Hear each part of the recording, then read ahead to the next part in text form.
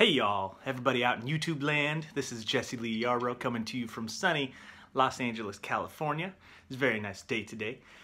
Today I wanted to talk about how to play traditional grip for drums. So we're going to go over the differences between match grip and traditional grip. So let's get started.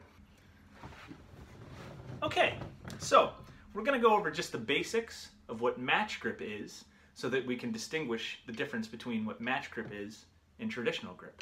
So match grip is when you're playing drums, both hands are a mirror image of each other.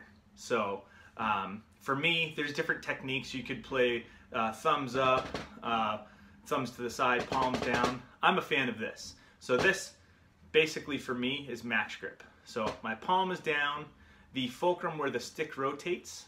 If you were to divide the stick into thirds, the fulcrum I actually put right here, and it's between my thumb and my middle finger. And as you lay the other fingers on the stick, it should comfortably kind of just fall into place. So that's basically match grip. So it's good for doubles, singles. So one of the things that I really like about match grip is the efficiency with which you can get around a drum set, for instance, or if you're a tenor player for a marching band. Match grip is incredibly efficient because you can move the end of the stick to multiple parts of the drum set with just a mere shift of the hand, So, snare drum, floor tom, hi-hat, different things like that. So that's match grip. So match, like I said, meaning both are the same. So what I showed you with the right hand, you're using both with the left hand. Traditional grip, a little bit different. This is more of a traditional, well, yeah, hence the name, traditional style of drumming. And it comes from back in marching bands, Revolutionary War period and before that, when drummers would carry a snare drum around their shoulder. Now, in modern times, if you look at the modern marching bands that are out there, they have these really nice harnesses that hold everything very level, and they're made out of fiberglass. That's not how it once was. It used to be that you had to just carry a snare drum with a single strap around one of your shoulders. That being the case, since the strap was just over one shoulder, you actually would have this weird hand position if you tried to play match, because the snare would be tilted out here like this. So if you're trying to play match, that left you with one arm awkwardly high and the other one awkwardly low. So they switched it to having this sort of grip. So traditional grip is, I love traditional grip because with just, as a jazz musician myself, with just a turn of the wrist, you can get different tones out of the snare drum. Now, you can't hear it now. I have my trusty dusty pad on here so that I don't annoy my neighbors. But, yeah, traditional is very useful when it comes to getting certain colors out of the drum with not very much effort. You can kind of hear a little bit of a different tone. Anyway, so traditional, when we're playing match grip on the right hand, or if you're a match grip player on the left hand, whenever we're going to hit the drums, we're actually hinging from the wrist, right? Well, when you're playing traditional, typically that's not the basic movement. There are certain techniques in which you could break your wrist position, but in general, when we're playing traditional, it's going to be sort of flat over here, right? So as you can see, when I'm playing, this part of my arm stays pretty flat. I don't have this kind of thing going, and I don't have this sort of thing going. Although I have seen players play like that, and it works.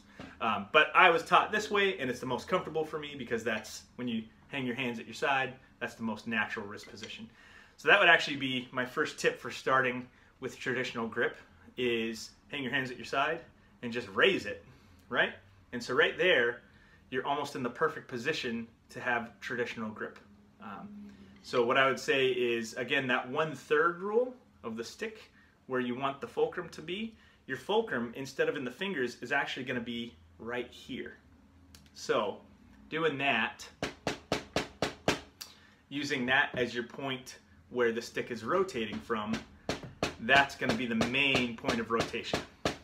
You see that? It's perfect, right? It's mesmerizing. So in the same way that with the right hand, once we had the fulcrum, we just laid the fingers comfortably on the stick. it's basically the same thing here. You're just gonna put 2 of the fingers on top, and then this the little cuticle on the third, as you can see right there, that's where you want the stick to be laying, like so. So notice, and let me get around here, notice the position. I have the fingers kind of comfortably laying on the stick, and the stick comfortably laying on the cuticle of my third finger. And then these other 2 fingers just kind of lay on top, and the pinky just kind of gives you some support. So there you go. There's your traditional grip. Now, with both traditional and match, there are going to be circumstances in which you're minimizing more to finger movement, where you're kind of playing with this sort of thing going on. So not much wrist movement. That's more for quiet playing. And then there's going to be other times when you're playing really loud, like if you're playing a backbeat in a rock band, where you're going to need to actually throw a lot more arm in there for momentum. So the same way in which you would do that with your right hand, you could also do with your left. The momentum starts from the shoulders and comes down. That's actually the Muller technique, and that's a different lesson for a different video. So I hope you all have enjoyed this. Subscribe to my channel, please. I would love to see more subscribers, and I've been enjoying doing these videos. It's been a little while, so I apologize for the subscribers that I do have. And I'm just excited to be back in the game. So I'll see you all next time in the next video.